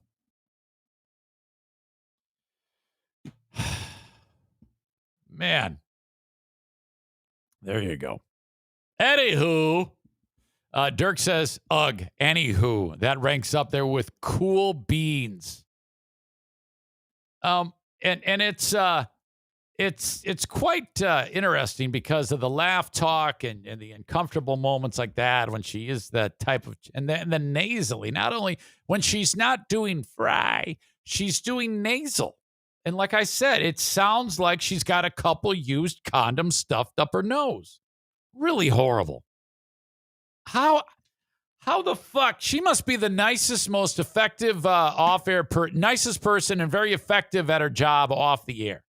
Or something like that. I have no idea because of the fact that she is working in this industry. It's absolutely remarkable. Okay, I was on the Creep Off yesterday. What is that? It's a podcast, and it is a two guys, one of which you've heard of before, Carl from Who Are These Podcasts. He has another podcast he does with a gentleman by the name of Vinny Paulino. And what they do is they have a topic area, what might be teachers who are creeps. And they give two examples through their own research of teachers who are creeps and give the story behind it and the why they're a creep. And then the audience votes on as to who is the bigger creep. Okay. They invited me to be a guest on the show. So it's Carl, Vinny, and me. And I have to, and the topic was radio creeps. I had two. Okay. One you've heard of. It's when I was doing my radio show on BBL, and I had somebody I work with who was an absolute creep, and I told that story. And I had the story about how when I was on, when my show was picked up on Y100 in Youngstown, Ohio, and we were replacing a guy who was arrested on child pornography charges. Scott Kennedy. Holy shit. I'll never forget that one. So I told those stories on the Creep Off. Then the audience votes as to who is the biggest creep. There's a portion in the show when Vinny Paulino reads some other creeps. Apart from when we're talking, they're just stories of creeps. I think it's called like the scum in the news or something like that. And this moment happened. Some of you will right away be understanding what is happening here. It is an opportunity that doesn't always rear its head, but it reared its head for me, and I took full advantage of it right here. He decides this guy David needs to be. Sorry, Vinny is giving us the tale of the tape of what this creepy guy did to an unsuspecting, innocent individual. He decides this guy David needs to be sacrificed. So what he did is he just slit his throat, dismembered his body, and placed his remains in plastic storage bins. Okay. Is he okay? That's the name of this episode. Thank you, Eric. Is he okay? He's not. Thank you. Well. Episode 82. Is he okay? Thank you. You see, that's the master at work there. That is the creator, the writer, the propagator of that joke.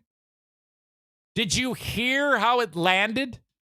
Not only did it work, did Carl hysterically laugh, it became the title of the fucking episode. He decides this guy David needs to be sacrificed. Let's just enjoy this one So more what he time. did is He's indicated that the guy's about to die. Sacrificed indicated that he's going to die. Slit his throat. He's going to die. Dismembered his body. You got to be dead to be dismembered. And placed his remains in plastic storage. The word remains. So that's clear this person is dead. However, Vinny has not said he is dead. If Vinny at any one point in that discussion says he killed someone or so-and-so is dead, the joke doesn't work. You have to have certain death without saying it, and then you can bust out the 3-word joke that crushes every single time. Okay. Is he okay? Boom! That's the name of this episode. Thank you, Eric. Is he okay? Fuck yes. He's not. Thank you. Well. Episode Fuck 82. yes. Is he okay? Thank well. you. That's how it works, man. You're welcome. If I ever hear any of you uttering out, is he okay, when it's been said that the victim is in fact dead, you're fucking it up. Do not fuck that joke up. You're allowed to use it, but you must use it right. Respect the joke. Is he okay? That actually is the title of the episode of The Creep Off. It's about an hour and 15 minutes. Pretty quick listen. I will link it up, and you can enjoy it. All right. Very cool. Thank you to the folks at The Creep Off, Carl and Vinny Paulino, for inviting me to be on that show.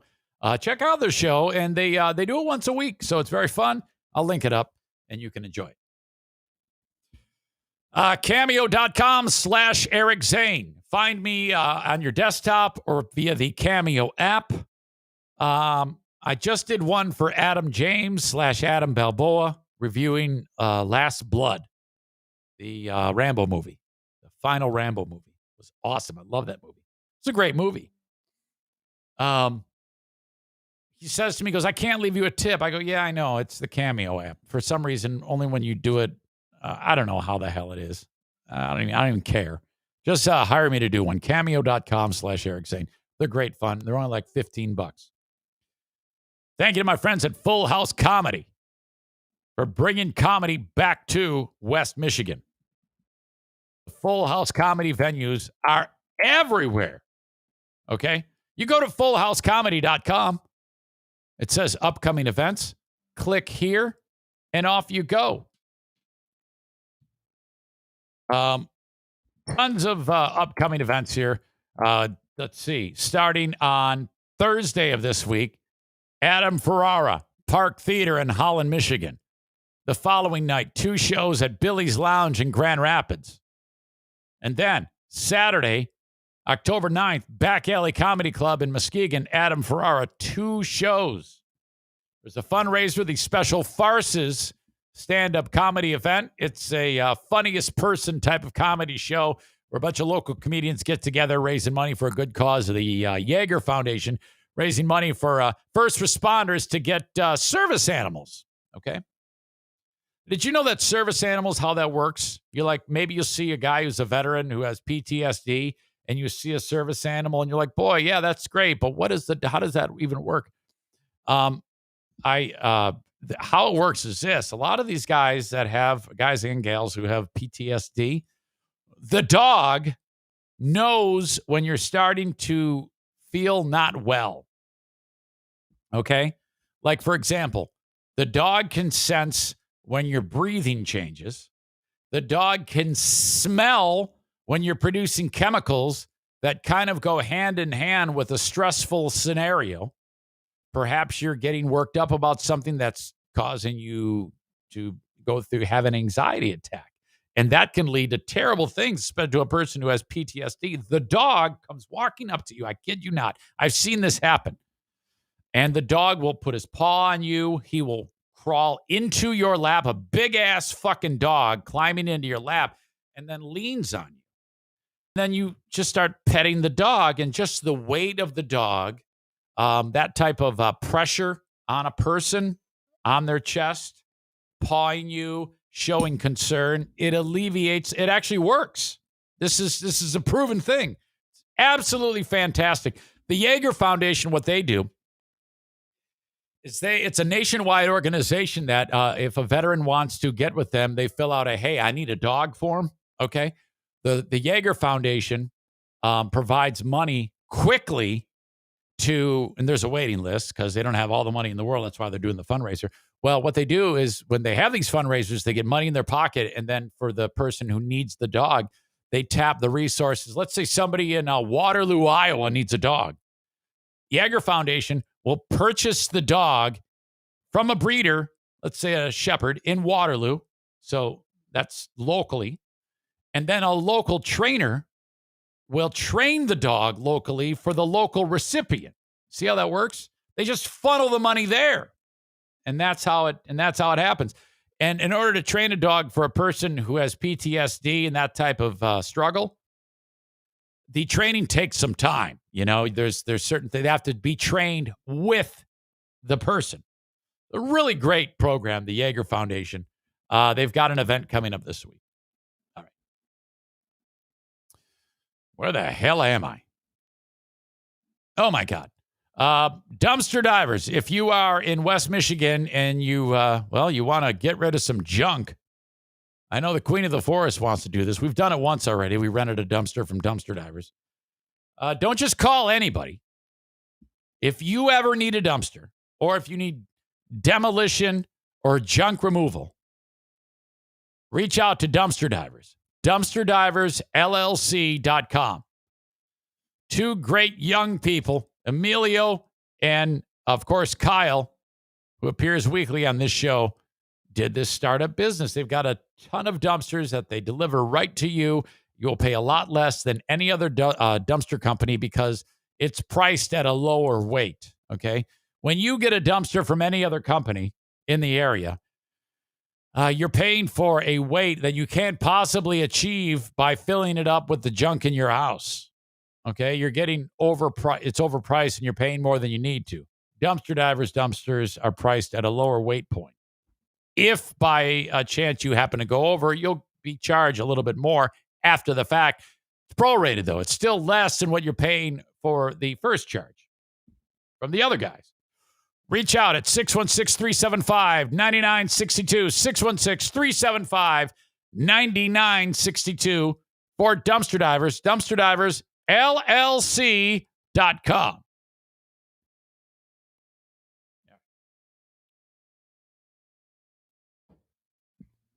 Occasionally, I like to go back in the live stream and see what's up. All right. Everybody seems to be having a good time. Thank you again for getting the show live.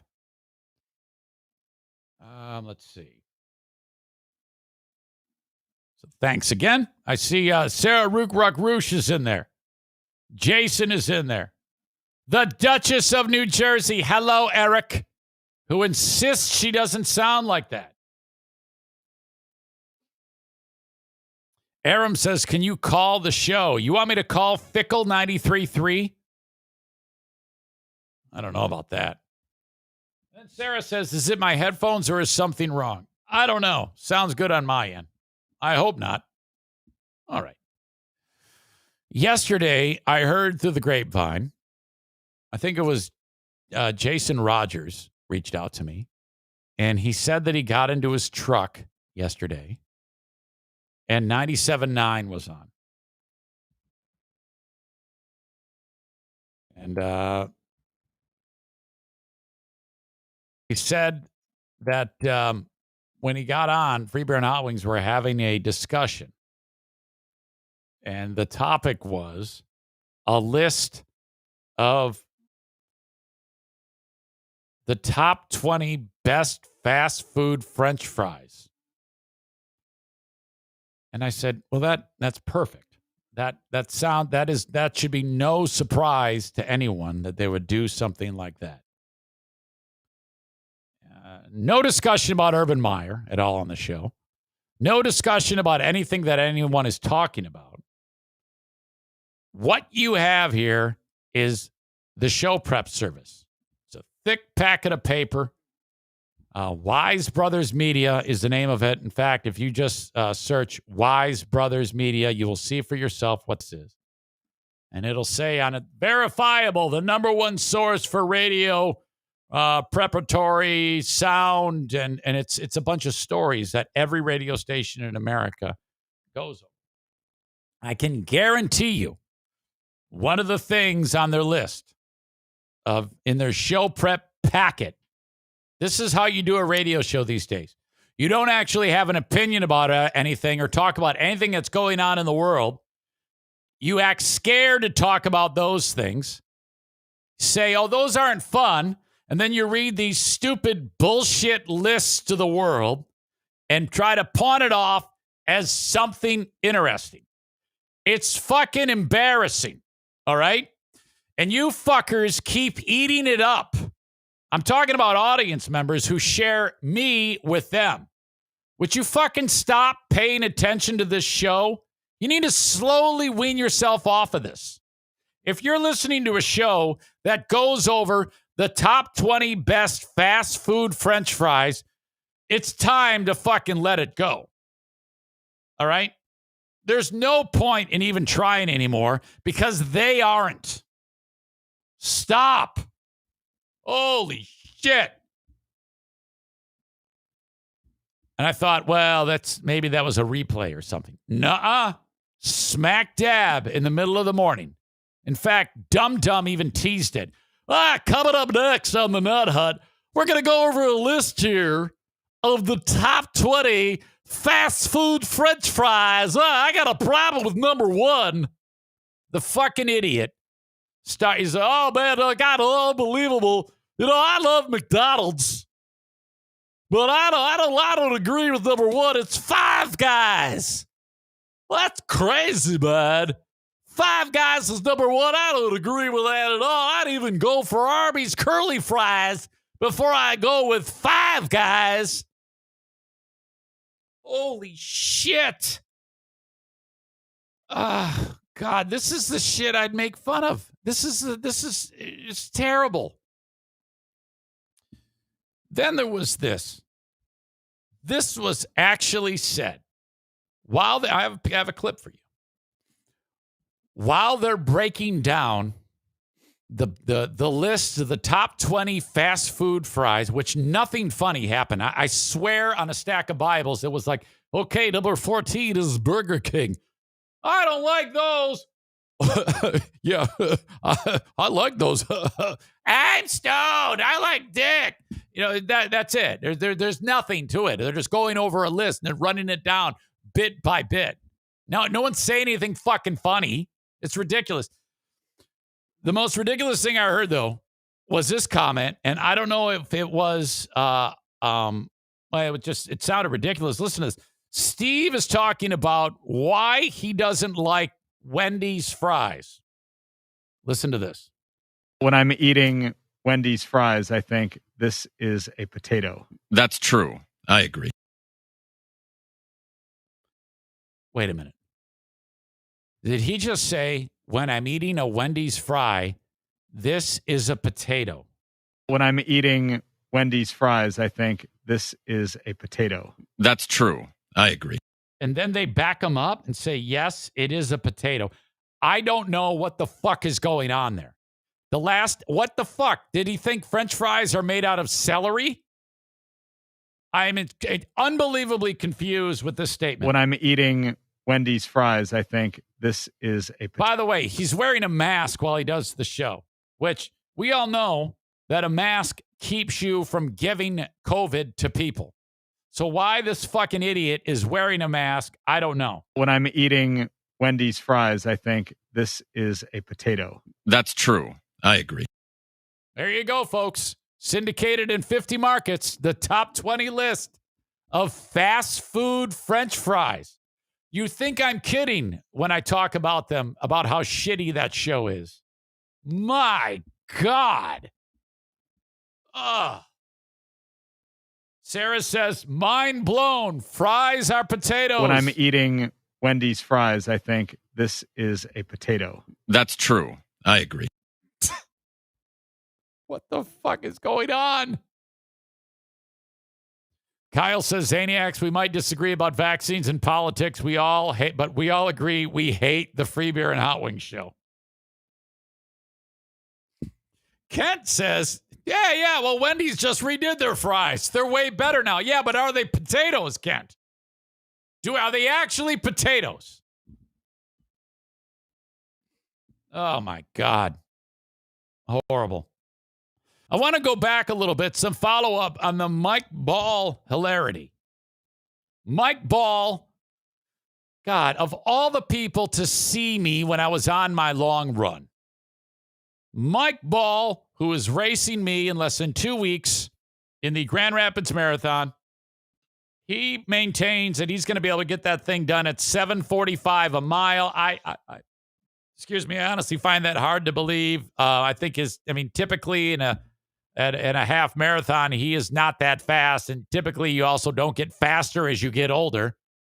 And looking at how he walked a marathon for the Chattanooga Ironman, which is, of all the Ironmans that exist, the easiest one in America. It's flat. There's no hills.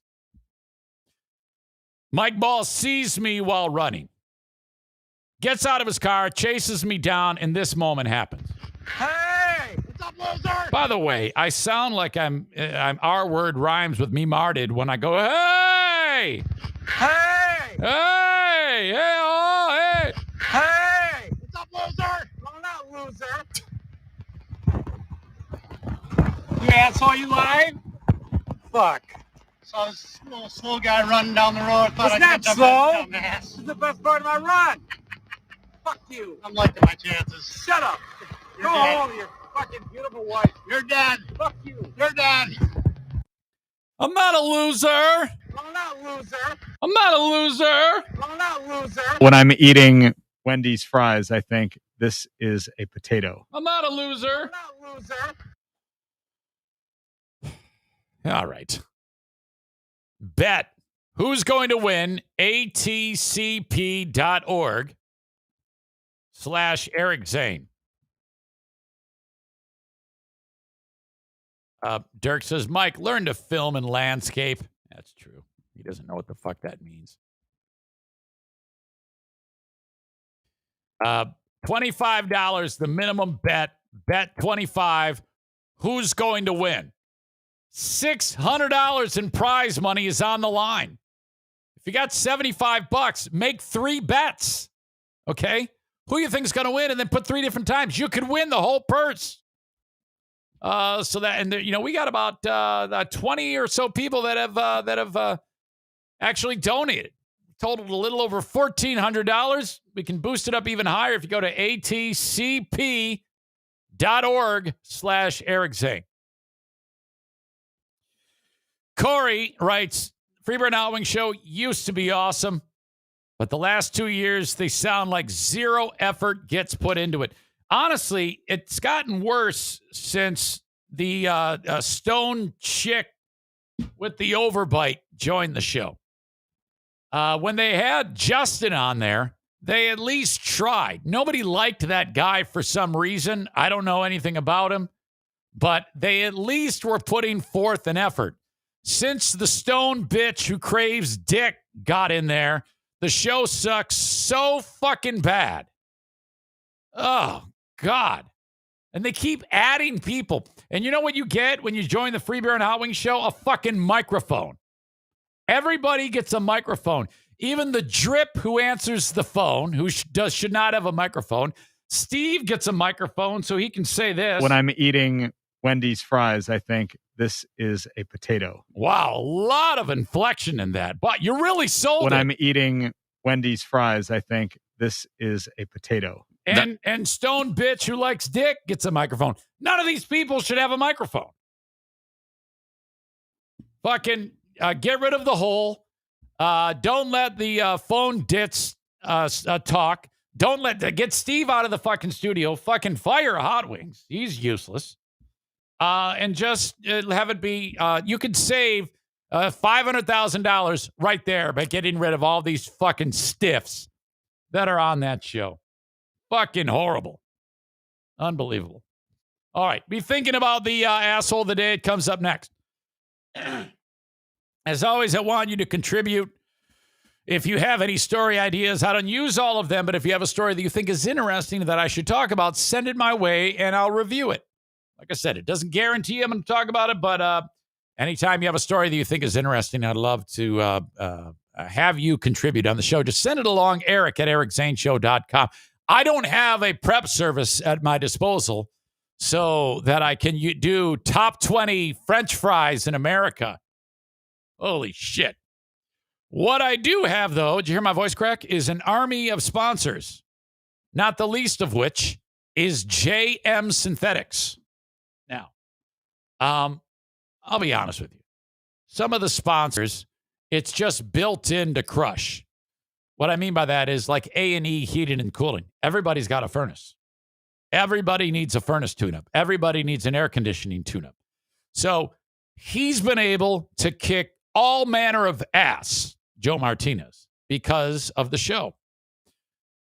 However, not everybody thinks big picture when it comes to engine lubrication, which is why I have to be very particular when I tell you about JM Synthetics and how important it is for you to bang on their door. Jason Mays is a longtime supporter of this show, and he is an authorized AMSOIL distributor, okay? The amount of products that they offer is absolutely bonkers. Engine oils, engine lubricants, hydraulic oil, compressor oil, fuel additives, which I've got audience members swearing at the effectiveness of that, transmission fluid, gear oil, bearing and chassis grease, filters, steering, brake, and suspension fluid, antifreeze and coolant, cleaners and protectants, firearms, lubricants, and cleaners, bar and chain oil. So if all of these things are in your garage, put it in order. Just do it. And there's a way to do it correctly. This is what I mean by that. Yeah, you can just order it online, but the way that really moves the meter for my pal Jason Mays is by going to jmsynthetics.com. Go, all right, yeah, I need that, I need that, I need that. And then reaching out to Jason directly. Just call him. 616-747-0233. Say, yeah, hey, fucker, this is what I need. And then it shows up at your door. That's it. Okay? It's even easier than ordering it online. You don't have to put your stupid card information on the form and, flip your card over and put your stupid code in there. Just call him. That helps him the most. So 2 steps. Go to jmsynthetics.com. Figure out what you want. Okay? Stock your do-it-yourself garage with AMSOIL products, the best in the business. Call Mays, 616-747-0233, and order that shit.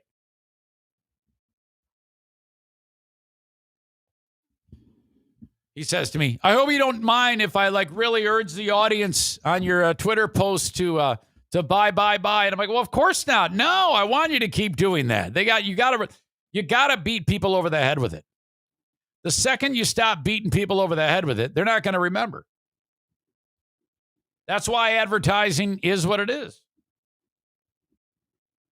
That's why potatoes are French fries and French fries are potatoes. Sorry, buddy, but that sounded really dumb. You'd add into the fact that you shouldn't be talking. No one should even hear your voice in the first place ever. Ever. When I eat a Wendy's fry, I feel like I'm eating a potato. Yeah, I agree with that. Yeah, right. When I'm eating Wendy's fries, I think this is a potato. That's true. I agree. Fucking idiots.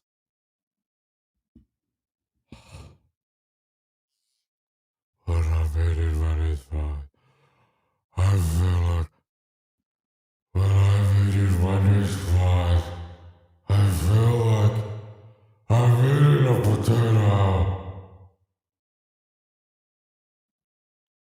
Thank you to A&E Heating and Cooling, 616-516-8579. Joe Martinez, I think the fucker's just getting back from Mexico. Jesus. Thank God David and Jason are holding down the fort for you. 616-516-8579. Call the son-in-laws today and schedule an appointment to get your furnace tuned up. You know, some of the Zaniac women, they're like, holy shit. What type of handsome are we going to get? Are we going to get the young, ripped, strapping, handsome? Or am I going to get the Latino lover, Joe Martinez? 616-516-8579. Get the furnace tune-up scheduled today. 616-516-8579. Dirk says, when he joined the show, Steve was great. You guys would pounce on him, and he'd get all butthurt. Yeah, there was one moment. Hey, let's do as Freebird would say, pull back the curtain. Hey, hope you guys don't mind this. I'm going to pull back the curtain. He looks just like the character Tumnus on fucking Chronicles of Narnia. I mean, he actually looks like him. And then we started to say, the joke was he's bugly. We used to say, you're butt ugly. And you look like Mr. Tumnus. So we called him that, and that affected him and hurt him badly. So we get this long-winded group email. I get it. I'm ugly. You know, I don't want anybody to say anything else about how I look anymore. No more jokes about looking like Mr. Tumnus. It's like, dude, you are in the wrong fucking spot. If you're going to look me in the face and tell me that I can't make fun of you because of a joke, you're not really ugly, you fucking moron. That's a joke. That's how it goes. And no, you can't do that. This long, dramatic email from this fucking idiot. Oh, my God. Horrible. All right, who's your asshole of the day? Let's see. Any suggestions? All right. I guess I'm going to have to do this myself. Shaman Islam sent me an email saying I need to go to him so he can help me get some publicity for my show. The NFK news. The doctors giving him the advice, the Bush beer shit cannon firing off. Getting one step closer to being on Twitch. Robin Thicke and Urban Meyer have to be on the top of this list. Who was it last week or yesterday? It was the guy who said legitimate rape. Todd, what's his face? I haven't forget now. Doesn't matter.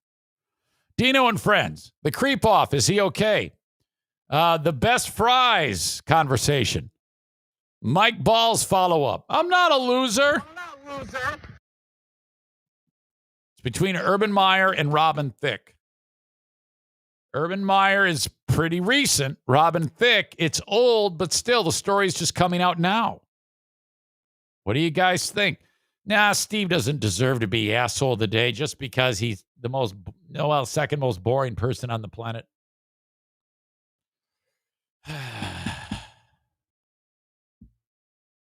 I'm getting a lot of votes. Dennis says Urban Meyer. The Duchess of New Jersey says Robin Thicke.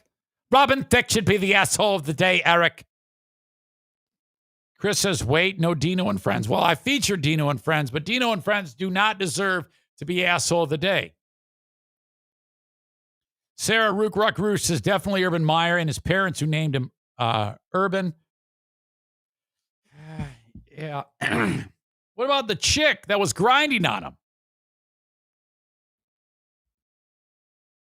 I didn't like Urban's apology. I thought it was bullshit. But, all right. Yeah, it's got to be Robin Thicke. Now, I want, what do you guys think about canceling this guy? Because some of you are of the persuasion, some of you are so dim that looking at you, Patriot Nick, or even to some degree, Dirk, should this guy be canceled? I mean, if you tell me that he should be canceled, that flies in the face, especially you, Patriot Nick, of what you've felt about cancel culture. Oops. I don't have any problem with there being a cancel culture so far after the fact, So does that provide kind of like a bit of a conflict in your brain? My God. Yeah, absolutely cancel that guy. Kick him off that show, The Masked Singer. He needs to be done with right now. Okay, that's it. That is it. We are done with the show. I appreciate you guys as always. Remember that a French fry is a potato and a potato is a French fry. If you hear any ridiculous moments on the Free Beer and Hot Wings show that fall into kind of like the ground that I've talked about and been covering on this show, I don't think we have an opportunity. I don't think we have the somebody suggested that it would get real old real quick if I did shows focused entirely on the shit that goes on there. But if I periodically drop it in from time to time, that might get more play than doing like full shows. I agree with you. It would get old real quick. You got to get in and get out. That is it. This is done. I'm still trying to get a player for Smarter Than a Former Drug Dealer Trivia. I keep getting shut down with that. I'm hoping to have a player for tomorrow, and then we can play that game tomorrow. Otherwise, I'll be back with the Patreon bonus podcast a little bit later on. Sign up, patreon.com/Eric Zane. Until next time, folks, have a good one. Bye-bye.